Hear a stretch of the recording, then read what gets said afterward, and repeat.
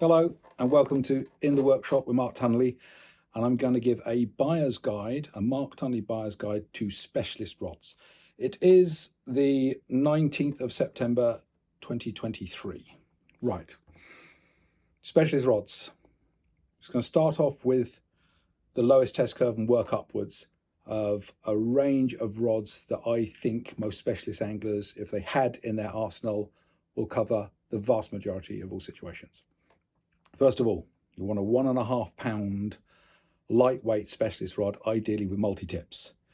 Now I happen to have two, 11'6" and a 13'6", but those rods are super versatile because you can fish for pretty much anything you want with them. They'll deal with big barbel if they come along, or you can roach and dace fish with them. Ideally, you should be targeting the smaller fish, the sort of small silvers, up to sort of chub, the occasional barbel, and on the lakes, the bream, smaller tench, crucians, etc. Super versatile rod. So that's one in the list, a 1.5 pound multi-tip type rod.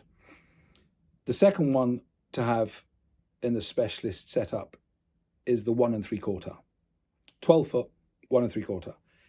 It just has a weight range of about 1 ounces to 4 ounces, an ideal sweet spot 1.5 to 3. So extremely usable rod if you're targeting predominantly big fish. If you look at it on the river, it's a barbel rod and chub, but predominantly a barbel rod at that weight.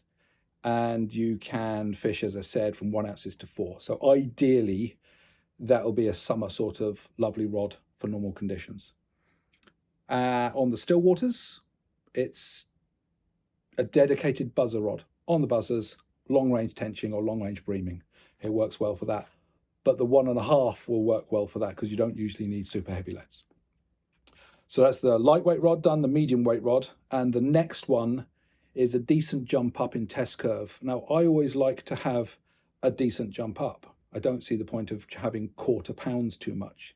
Otherwise, you get a lot of rods that can end up doing very similar things. So the next step up is a 2.5. A 2.5 sort of big river rod gives you an ideal sort of casting weight of 4 ounces regularly and above. So you can go from sort of like 3s to 6, 3s to 8 ounces with those kind of models.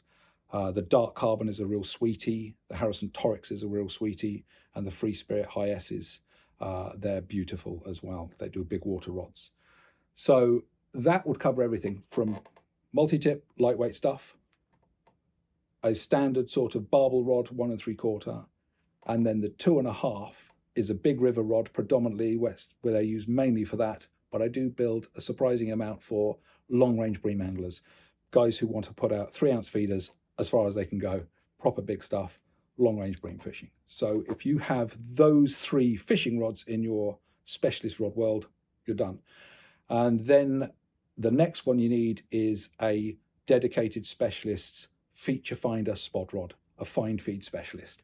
Very under-bought rod in the specialist world. The carp guys yum them up. They just eat up spot rods all day long. They use them all the time. The specialist guys don't seem to, and I think we're missing a trick on that department.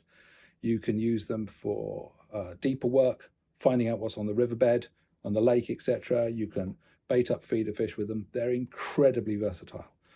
So in your specialist rod world, as far as I'm concerned, you should have a 1.5 pounder multi-tip ideally, so you've got everything, quiver tips right up to fishing on buzzers, a dedicated summer barbel type rod, 1 3/4, a 2.5 pound big river rod, which also acts as a big breaming rod long range, and then the specialist spot rod, the find feed specialist, and you're done.